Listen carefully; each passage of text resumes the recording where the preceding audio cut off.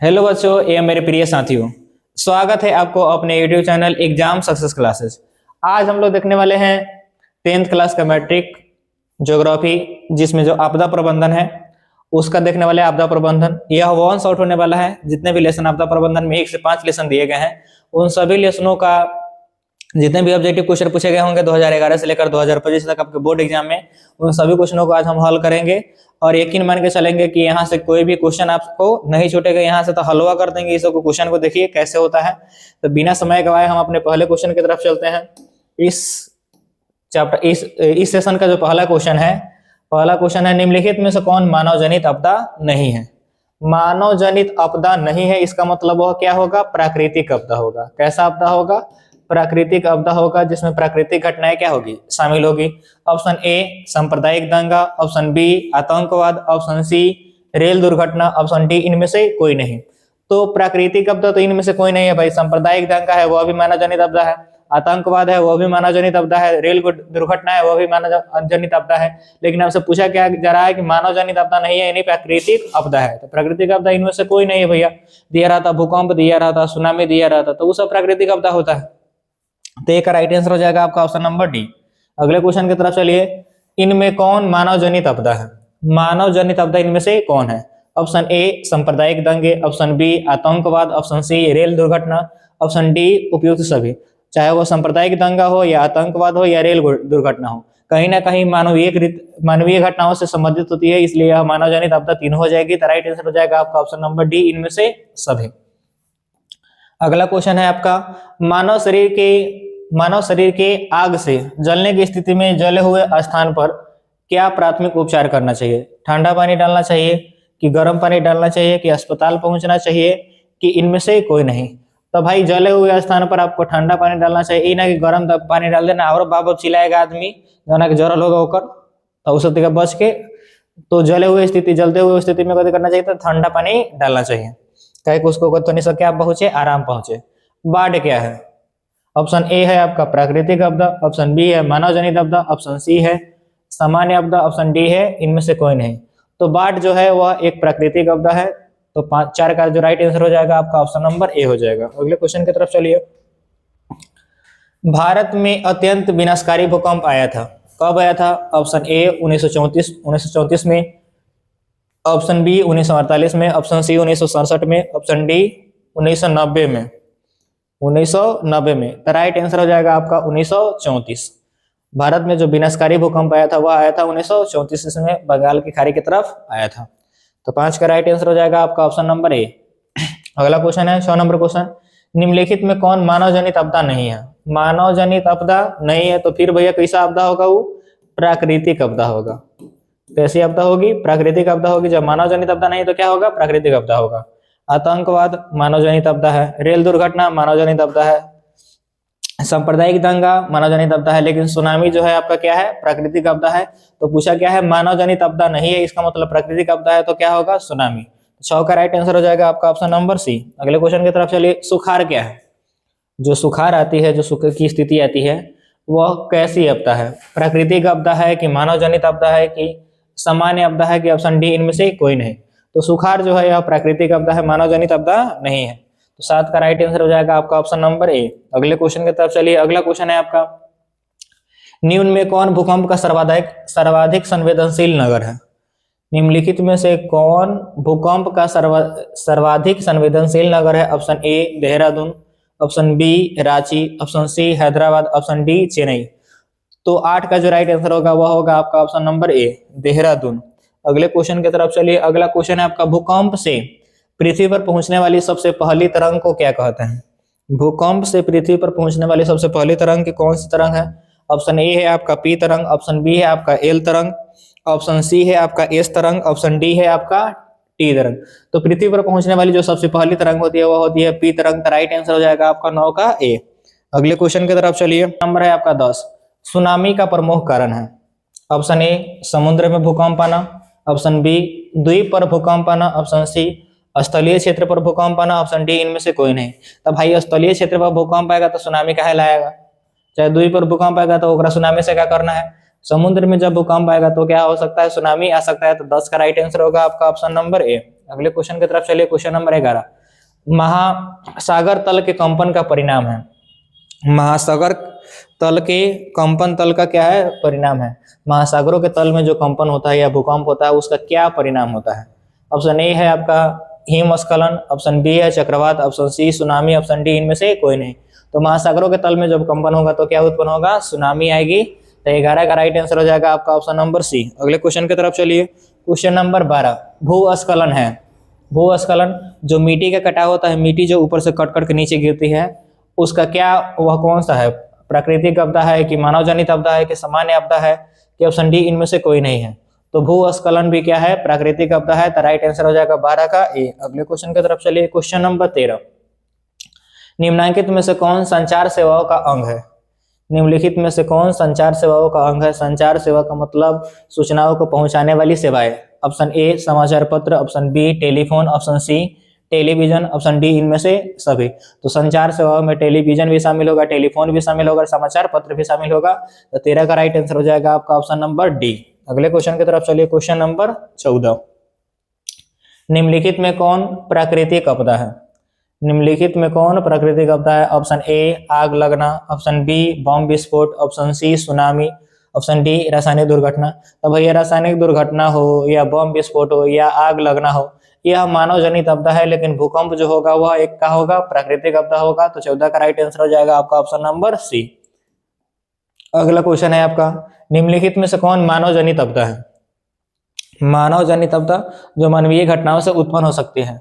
सांप्रदायिक दंगे, धर्म के आधार पर आदमी मार काट करता है, मार मुसलमान है तो हिंदू को मार देगा, हिंदू है तो मुसलमान को मार देगा, कौन है तो कौन मार देगा, वही कहलाता है सांप्रदायिक दंगा। आतंकवाद का कोई जाति धर्म नहीं होता, वह मानव द्वारा ही फैलाया जाता है।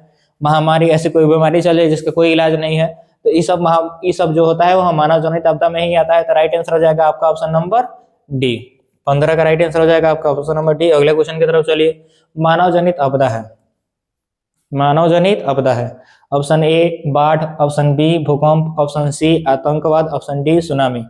बाढ़ हो, भूकंप हो, सुनामी हो, यह तीनों प्राकृतिक आपदा है, लेकिन आतंकवाद जो है क्या है? मानव जनित आपदा है। तो 16 का राइट आंसर हो जाएगा आपका ऑप्शन नंबर डी। अगले क्वेश्चन की तरफ चलिए। क्वेश्चन नंबर 17, बाढ़ से सबसे अधिक हानि होती है। ऑप्शन ए फसलों को, ऑप्शन बी पशुओं को, ऑप्शन सी भवनों को, ऑप्शन डी उपयुक्त सभी को। तब बाढ़ आएगा तो कौन एक क्या हानि होगा? ई थोड़े पे फसल बर्बाद हो जाएगा, पशु जिंदा रह जाएगा। बाढ़ आने से सबको हानि होता है। तो राइट आंसर हो जाएगा आपका 17 का डी। 18 नंबर क्वेश्चन है, बाढ़ के समय हमें निम्नलिखित में से किस स्थान पर जाना चाहिए? ऑप्शन ए ऊंची भूमि वाले स्थान पर, ऑप्शन बी गांव के बाहर चल जाएगा तो पानी तरह छोड़ देगा, ऑप्शन सी है आपका जहां है उसी स्थान पर रहना, रह ससुरे मरबा तो ठीक हो जाए, ऑप्शन डी है आपका खेत में क्या करने जाएगा हो। तो जब भूकंप आएगा तो बाढ़ के समय भाई ऊंची भूमि वाले स्थान पर जाना चाहिए जहां पानी का स्तर है वह पहुंच ना पाए और आप सुरक्षित रह पाए। तो 18 का राइट आंसर हो जाएगा आपका option number A. 19 number question, Bihar का कौन सा भाग सर्वाधिक सूखा प्रवण है? कौन सा क्षेत्र जो है वह सर्वाधिक सूखा रहता है? ऑप्शन ए है आपका उत्तर बिहार, ऑप्शन बी है आपका पूर्वी बिहार, आपका ऑप्शन सी है आपका दक्षिणी बिहार, ऑप्शन डी है इनमें से कोई नहीं। तो 19 का जो राइट आंसर होगा वह होगा आपका ऑप्शन नंबर सी, दक्षिणी बिहार जो है एकदम क्या है? सूखा से ग्रसित है, पीड़ित है। अगले क्वेश्चन की तरफ चलिए। भूपटल के नीचे वह स्थान जहां भूकंप का जन्म होता है वह क्या कहलाता है? भूपटल के नीचे का वह स्थान जहां भूकंप का जन्म होता है वह क्या कहलाता है? वह कहलाता क्या है? ऑप्शन ए आपका भूकंप केंद्र, ऑप्शन बी है आपका अणुकेंद्र, ऑप्शन सी है आपका अधिकेंद्र, ऑप्शन डी है आपका इनमें से कोई नहीं। तो 20 का भैया जो राइट आंसर होगा वह होगा आपका ऑप्शन नंबर ए, जहां से भूकंप उत्पन्न होगा उसको कहा जाएगा भूकंप केंद्र। तो 20 का राइट आंसर हो जाएगा आपका ऑप्शन नंबर ए। अगले क्वेश्चन की तरफ चलिए। क्वेश्चन नंबर 21, भूकंप केंद्र के ऊर्ध्वाधर पृथ्वी की सतह पर के केंद्र को क्या नाम है? भूकंप केंद्र के ऊर्ध्वाधर पृथ्वी की सतह पर के केंद्र का क्या नाम है? ऑप्शन ए है अणुकेंद्र, ऑप्शन बी है भूकंप केंद्र, ऑप्शन सी है आपका बाह्य केंद्र, ऑप्शन डी है आपका अधिकेंद्र। तो भूकंप केंद्र के ऊर्ध्वाधर जो पृथ्वी की सतह पर के केंद्र होता है उसको नाम कहते हैं, उसका नाम है अधिकेंद्र। तो 21 का राइट आंसर हो जाएगा आपका ऑप्शन नंबर डी। अगले क्वेश्चन की तरफ चलिए। किस भूकंपीय तरंग की गहनता सबसे अधिक होती है?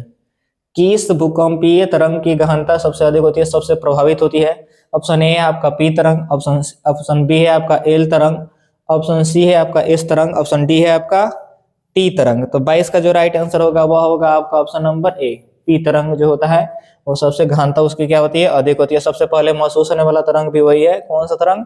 पी तरंग। आपसे पूछा जाएगा पृथ्वी पर पहुंचने वाला सबसे पहला तरंग कौन सा है, तो वो भी होगा कौन? पी तरंग। सबसे खतरनाक तरंग कहा जाएगा तो वह एल तरंग होगा, जो आने वाले क्वेश्चन में होगा, तो ध्यान रखिएगा उसको। सुनामी कहाँ आती है? इस सुनामी वाला ऑप्शन में सब गलती है। Dendron, synapse, axon, dendrites. ई तब भैया है तंत्रिका ऊतक का, तंत्रिका कोशिका का भाग है, ऐसा कोनो मतलब ना है हमारा। भूकंप जो आता है वह आता है भैया समुद्र में। भूकंप कहाँ आएगा? समुद्र में आएगा, तो इसको याद रखिएगा आप। भूकंप कहाँ आता है? तो समुद्र में आता है। एकरा से मतलब ना रखिए, इसे बैल नहीं है, कुछ बैल नहीं ऑप्शन दे दिया गया है, तो एकरा से बस ओकरा से आपको कुछ नहीं करना है। भूकंप जो आएगा समुद्र में आएगा। ई का दावा ओकर देना चाहिए कि समुद्र में वो क्वेश्चन हमारा कहता दे दिया अल्ट्रा पल्ट्रा, इस सबसे भी बच के, लेकिन कोनो मतलब ना बन रहा है। अगले क्वेश्चन की तरफ चलते हैं। 26 दिसंबर 2004 को विश्व के किस हिस्से में भयंकर सुनामी आया था? 26 दिसंबर 2004 को विश्व के किस हिस्से में भयंकर सुनामी आया था? ऑप्शन ए है आपका पश्चिमी एशिया, ऑप्शन बी है आपका प्रशांत महासागर, ऑप्शन सी है आपका अटलांटिक महासागर, ऑप्शन डी है आपका बंगाल की खाड़ी। तो 26 दिसंबर 2004 को जो भयंकर सुनामी आया था वह आया था बंगाल की खाड़ी में। तो 25 का जो राइट आंसर होगा वह होगा आपका ऑप्शन नंबर डी। अगला क्वेश्चन, इंफ्रारेड कैमरा का प्रयोग निम्न में से किस आपदा में किया जाता है?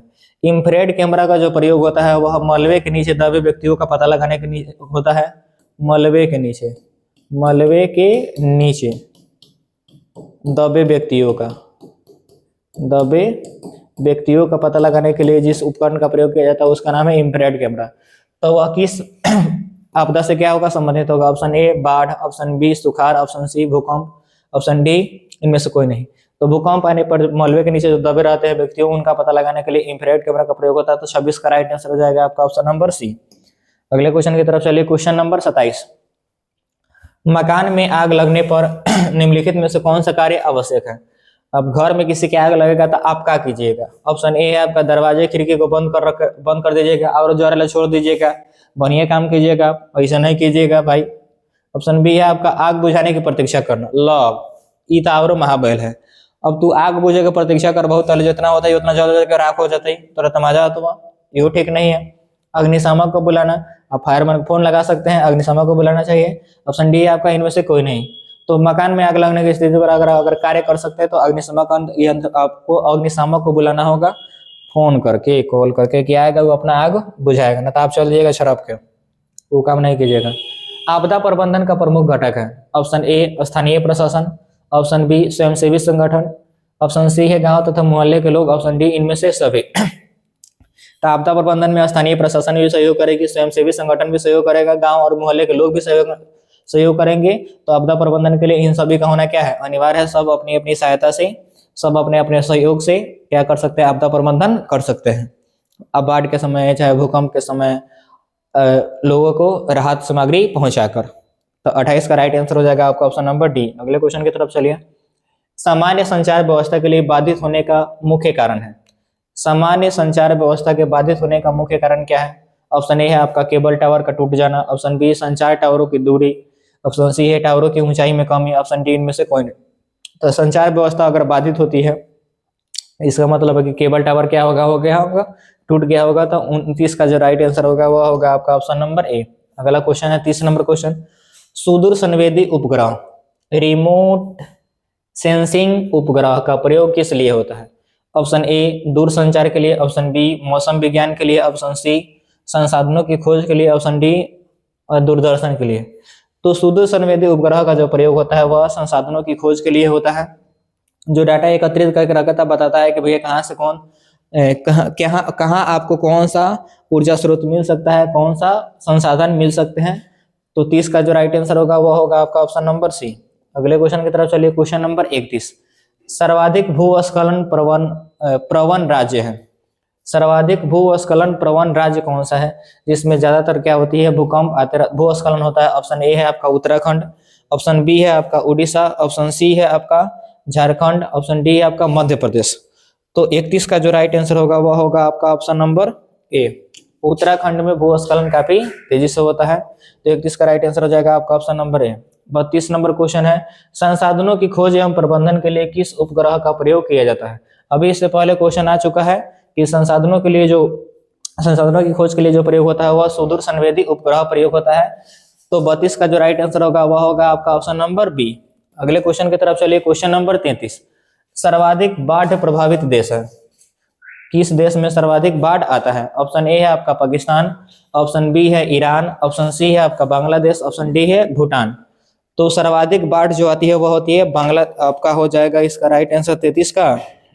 33 का राइट आंसर 33 का क्या होगा, बांग्लादेश होगा। तो 33 का राइट आंसर हो जाएगा आपका बांग्लादेश। अगले क्वेश्चन की तरफ चलिए। क्वेश्चन नंबर 34, नदियों में बाढ़ आने का प्रमुख कारण क्या है। जो नदियों में बाढ़ आती है उसका प्रमुख कारण क्या है। जल की अधिकता, ऑप्शन बी है नदी के तली में अवसाद का जमा होना, ऑप्शन सी है वर्षा की अधिकता, ऑप्शन डी है इनमें से सभी। तो नदियों में बाढ़ आने का जो कारण है वह सभी हो सकता है। जल की अधिकता भी हो सकती है, नदी तल में अवसाद जमा होगा तो भाई पानी की ऊंचाई और भी बढ़ेगी, वर्षा की अधिकता होगी तभी क्या हो सकता है, नदियों में बाढ़ आ सकता है। तो 34 का राइट आंसर हो जाएगा आपका ऑप्शन नंबर डी। अगला क्वेश्चन है, किस देश को बाढ़ का देश कहा जाता है। ज्यादातर बाढ़ किस देश में आता है। तो अभी हम लोग ने उन्होंने क्वेश्चन देखा था कि सर्वाधिक बाढ़ वाला जो देश है, कहाँ गया भैया, सर्वाधिक बाढ़ वाला जो देश है वो बांग्ला है। तो बाढ़ों का देश किसे कहा जाएगा, बाढ़ का देश कहाँ गया क्वेश्चन, किस देश को बाढ़ का देश कहा जाता है, तो वह होगा बांग्लादेश को। तो 35 का राइट आंसर हो जाएगा आपका ऑप्शन नंबर बी। अगला क्वेश्चन है, सूखे के लिए जिम्मेवार कारक है। जो सूखे की स्थिति आती है, जल की कमी हो जाती है, पीने योग्य पानी भी नहीं रहते हैं, कल सब सूख जाता है, तो उसका कारण क्या है। ऑप्शन ए है वर्षा की कमी, ऑप्शन बी भूकंप, ऑप्शन सी बाढ़, ऑप्शन डी ज्वालामुखी क्रिया। ये सबसे कोनो मतलब ना है, ये बी सी डी से। वर्षा की कमी होगी तो क्या होगा, सूखे की स्थिति आएगी। तो 36 का जो राइट आंसर होगा वह होगा आपका ऑप्शन नंबर ए। सूखे की जो स्थिति आती है, इसको भी याद रखिएगा, सूखे की जो स्थिति आती है वह धीरे धीरे आती है, एकाएक ना आ जाता है। सूखे की स्थिति कैसी आएगी, धीरे धीरे। चलिए गाना ना याद करना। संचार का सबसे लोकप्रिय साधन, संचार का सबसे लोकप्रिय साधन, अगर सूचनाओं को एक जगह से दूसरे जगह पहुंचाना है तो अभी सबसे लोकप्रिय लोकप्रिय साधन क्या है। ऑप्शन ए है आपका सार्वजनिक टेलीविजन, ऑप्शन बी है आपका मोबाइल, ऑप्शन सी है रेडियो, ऑप्शन डी है इनमें से कोई नहीं। तो आपके बुक के हिसाब से तो भैया होगा सार्वजनिक टेलीविजन। लेकिन अभी वर्तमान समय के अनुसार अगर पूछा जाएगा, वर्तमान समय के अनुसार संचार का सबसे लोकप्रिय साधन क्या है, तो वो होगा क्या, मोबाइल। लेकिन आपको याद रखना होगा कथी, सार्वजनिक टेलीविजन का है कि बुक के हिसाब से आपका वही सही होगा। अगला क्वेश्चन है आपका क्वेश्चन नंबर 38, भूकंप संभावित क्षेत्रों में भवनों की आकृति कैसी होनी चाहिए। भूकंप संभावित क्षेत्रों में भवनों की आकृति कैसी होनी चाहिए। ऑप्शन ए है अंडाकार, ऑप्शन बी है त्रिभुजाकार, ऑप्शन सी है चौकोर, ऑप्शन डी आयताकार। तो जहां भूकंप संभावित है कि भैया यहाँ भूकंप आ सकता है, वैसे घरों में, वैसे जगहों पर भवनों का जो निर्माण किया जाना चाहिए वह आयताकार किया जाना चाहिए, ताकि वह भूकंप से कभी हो सके, बच सके। तो 38 का जो राइट आंसर होगा वह होगा आपका ऑप्शन नंबर डी। अगले क्वेश्चन की तरफ चलिए। सुनामी प्रभावित क्षेत्र में मकानों का निर्माण कहाँ करना चाहिए। जहां सुनामी की संभावना है कि सुनामी आ सकता है, तो वहां भवनों का निर्माण कहाँ करना चाहिए। ऑप्शन ए आपका समुद्र के निकट, जब वह समुद्र में मरे, समुद्र के निकट होके। ऑप्शन बी है आपका समुद्र तट से दूर, ऑप्शन सी समुद्र तट से दूर ऊंचाई पर, ऑप्शन डी है इनमें से कोई नहीं। तो आपको सुनामी प्रभावित क्षेत्रों में जो भवनों का निर्माण करना चाहिए वह समुद्र तट से दूर ऊंचाई पर करना चाहिए, क्या कि जो सुनामी का हो, सुनामी का पानी वहां तक नहीं पहुंच जाए, आप सुरक्षित रह पाए। कच्छ प्रदेश किस भूकंपीय पेटी से संबंधित है। कच्छ जो प्रदेश है वह गुजरात राज्य में है। किस राज्य में है, गुजरात राज्य में है। कच्छ प्रदेश किस राज्य में है, गुजरात राज्य में है। तो उसका संबंध किस भूकंपीय पेटी से। ऑप्शन ए है आपका zone 2, option B zone 3, option C zone 4, option D है आपका जोन 5। तो 40 का जो राइट आंसर होगा वह होगा आपका ऑप्शन नंबर डी, जोन 5। अगले क्वेश्चन की तरफ चलिए। क्वेश्चन नंबर 41, भूकंप की सर्वाधिक विनाशकारी तरंग कौन सी होती है। सबसे खतरनाक तरंग जो होता है वह कौन सा है। ऑप्शन ए है आपका पी तरंग, ऑप्शन बी एस तरंग, ऑप्शन सी एल तरंग, ऑप्शन डी टी तरंग। तो भूकंप की जो सर्वाधिक विनाशकारी तरंग है वह है आपका एल तरंग। तो 41 का राइट आंसर हो जाएगा आपका ऑप्शन नंबर सी। अगले क्वेश्चन की तरफ चलिए। वर्ष 1934 में बिहार ने किस प्राकृतिक आपदा का सामना किया था। ऑप्शन ए है आपका सुखाड़, ऑप्शन बी है आपका बाढ़, ऑप्शन सी है भूकंप, ऑप्शन डी है आपका सुनामी। तो 42 का भैया जो राइट आंसर होगा वह होगा आपका ऑप्शन नंबर सी। वर्ष 1934 में बिहार में जो प्राकृतिक आपदा आई थी वह सामना किया गया था, जिस प्राकृतिक आपदा का वह था भैया भूकंप, काफी विनाशकारी थी 1934 का वर्ष जो रहा था। अगला क्वेश्चन है 43 नंबर क्वेश्चन, भूकंप की लहरें कहाँ से उत्पन्न होती है? वह केंद्र से कि अधिक केंद्र से कि ठोस आंतरिक कोर से कि ऑप्शन डी इनमें से कोई नहीं। जो भूकंप की लहरें उत्पन्न होती है वह भूकंप केंद्र से होती है, तो सीधे केंद्र दिया है तो राइट आंसर हो जाएगा आपका ऑप्शन नंबर ए। वह केंद्र ना दे के आपको दे सकता है भूकंप केंद्र। क्या दे सकता है? भूकंप केंद्र। भूकंप भूकंप की लहरें जहां से उत्पन्न होती है उसे क्या कह सकते हैं? भूकंप केंद्र या सूर्य केंद्र कह सकते हैं। तो 43 का राइट आंसर आ जाएगा आपका ऑप्शन नंबर ए। अगला क्वेश्चन है, निम्न में से कौन सा क्षेत्र भूकंप या सुनामी से अधिक प्रभावित होता है? निम्नलिखित में से कौन सा क्षेत्र भूकंप या सुनामी से अधिक प्रभावित होता है? ऑप्शन ए वलित पर्वत के क्षेत्र, ऑप्शन बी भूपटलीय दरार के क्षेत्र, ऑप्शन सी है आपका महासागरीय गर्त, ऑप्शन डी है आपका इनमें से सभी। 44 का जो राइट आंसर होगा वह होगा आपका ऑप्शन नंबर डी। वलित पर्वत क्षेत्र भी, भूपटलीय दरार के क्षेत्र भी और महासागरीय क्षेत्र भी होते हैं, वो भूकंप और सुनामी से क्या होता है? ज्यादा प्रभावित होता है। अगला क्वेश्चन है आपका क्वेश्चन नंबर 44 हो गया, 44 तो हो गया। 45 नंबर क्वेश्चन, इनमें से कौन प्राकृतिक आपदा नहीं है? भैया प्राकृतिक आपदा ना है तो वो कौन आपदा होगा? मानव जनित आपदा होगा। क्या होगा? मानव जनित आपदा। चलिए, मानव जनित आपदा आतंकवाद, सुनामी, बाढ़, भूकंप। तब भूकंप हो, बाढ़ हो या सुनामी हो, यह तो प्राकृतिक आपदा है, लेकिन आपका आतंकवाद जो है मानव जनित आपदा है। तो 45 का राइट आंसर हो जाएगा आपका ऑप्शन नंबर ए। अगला क्वेश्चन है 46 नंबर क्वेश्चन, निम्नलिखित में से कौन प्राकृतिक आपदा नहीं है? अब प्राकृतिक आपदा ना है तो प्राकृतिक आपदा ना है तो फिर क्वेश्चन होगा वो मानव जनित आपदा होगा। कौन सा? मानव जनित आपदा। तो मानव जनित आपदा होगा। कौन है मानव जनित आपदा? ऑप्शन ए भूकंप, यह तो प्राकृतिक आपदा है। बाढ़ भी प्राकृतिक आपदा है, सुनामी भी प्राकृतिक आपदा है। तो राइट आंसर हो जाएगा आपका ऑप्शन नंबर सी। महामारी जो है वह क्या है? मानव जनित आपदा है। चलिए अगला क्वेश्चन, क्वेश्चन नंबर 47, कृषि सुखाड़ होता है। कृषि सुखाड़ होता है, जो कृषि योग्य भूमि नमी नहीं बच पाता है उसके लिए कहते कहता है कृषि सुखाड़ कैसे होता है? ऑप्शन ए है आपका जल के अभाव में, ऑप्शन बी है मिट्टी की नमी के अभाव में, ऑप्शन सी है मिट्टी के क्षय के कारण, ऑप्शन डी है आपका मिट्टी की लवणता के कारण। तो कृषि सुखाड़ जो आता है वह मिट्टी की नमी में कमी के कारण आता है। तो 47 का राइट आंसर हो जाएगा आपका ऑप्शन नंबर बी। भूकंप का मापन किसके द्वारा होता है? भूकंप का मापन किसके द्वारा होता है? Option A focus, option B Richter scale, option C bio radar, option D seismograph. तो भूकंप के मापन का जो होता है, मापन जो होता है वह रिएक्टर स्केल के द्वारा होता है। तो 48 का राइट आंसर हो जाएगा आपका ऑप्शन नंबर बी। अगले क्वेश्चन की तरफ चलिए, क्वेश्चन नंबर 49, भूकंप के समय मलबे में दबे व्यक्ति का पता लगाने के लिए कौन सबसे अधिक सहायक होता है? यह क्वेश्चन हम पहले बता चुके हैं। ऑप्शन ए है आपका bio radar, option B infrared camera, option C है आपका प्रशिक्षित कुत्ता, ऑप्शन डी इनमें सभी। तो जो मलबे के नीचे दबे हुए व्यक्तियों का पता लगाने के लिए अगर प्रयोग किया जाता है तो इंफ्रारेड कैमरा का प्रयोग किया जाता है। सबसे जो प्रभावी है वही है, सबसे कार्यकर। क्वेश्चन नंबर 50, रिएक्टर पैमाने प्रत्येक इकाई के दाब भूकंप की गहनता में कितनी वृद्धि होती है? ऑप्शन ए होगा 5 गुना, ऑप्शन बी होगा 7 गुना, ऑप्शन सी आपका 10 गुना, ऑप्शन डी है 15 गुना। तो एक इकाई दाब में जो भूकंप की गहनता की वृद्धि होती है वह 10 गुना होती है। तो राइट आंसर हो जाएगा आपका 50 का सी। अगले क्वेश्चन की तरफ चलिए, 51 नंबर क्वेश्चन, निम्नलिखित में से कौन प्राथमिक उपचार का उपकरण है? प्राथमिक उपचार का उपकरण है, option A life jacket, option B अग्निशामक यंत्र, ऑप्शन सी रस्सी, ऑप्शन डी बैंडेज और टेप। तो जिस समय भैया प्राकृतिक आपदा आएगी तो उस समय आपको जो प्राथमिक उपचार होगा वह बैंडेज और क्या होगा? टेप होगा।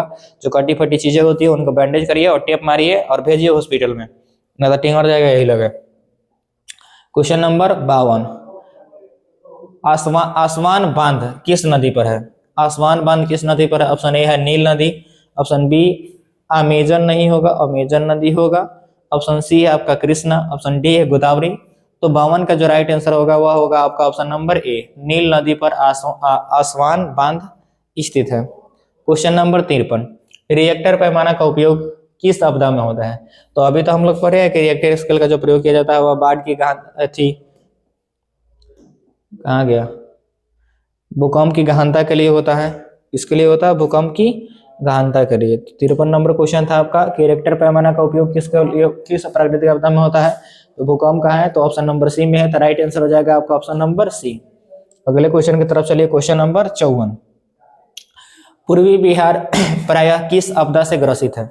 पूर्वी बिहार प्रायः किस आपदा से ग्रसित है? ऑप्शन ए है आपका भूकंप, ऑप्शन बी है आपका बाढ़, ऑप्शन सी है सूखा, ऑप्शन डी है इनमें से कोई नहीं। तो 54 का जो राइट आंसर होगा वह होगा आपका ऑप्शन नंबर बी, पूर्वी बिहार जो है वह बाढ़ से ग्रसित है। अगला क्वेश्चन है आपका 55 नंबर क्वेश्चन, बिहार की किस नदी को बिहार का शोक कहा जाता है? बिहार की किस नदी को बिहार का शोक कहा जाता है? देख लीजिए कितना इंपॉर्टेंट क्वेश्चन है। महाभिवियाई है, महाभिवियाई। ऑप्शन ए है आपका गंगा, ऑप्शन बी है कोसी, ऑप्शन सी है गंडक, ऑप्शन डी पुनपुन। तो कोसी नदी को बिहार का शोक कहा जाता है। तो 55 का राइट आंसर हो जाएगा आपका ऑप्शन नंबर बी। बिहार में विनाशकारी भूकंप कब आया था? Option A 1924, option B 1934, option C 1962, option D 1987 में। तो बिहार में जो भूकंप विनाशकारी भूकंप आया था वह आया था 1934 ईस्वी में। रे भाई थोड़े वाले को अलग ड्रामा है। तो 56 का जो राइट आंसर होगा वह होगा आपका ऑप्शन नंबर ऑप्शन बी। अगले क्वेश्चन की तरफ चलते हैं, क्वेश्चन नंबर 57, पश्चिम बंगाल की शोक किस नदी को कहा जाता है? ऑप्शन ए हुगली नदी, ऑप्शन बी दामोदर नदी, ऑप्शन सी तीस्ता नदी, ऑप्शन डी महानदी।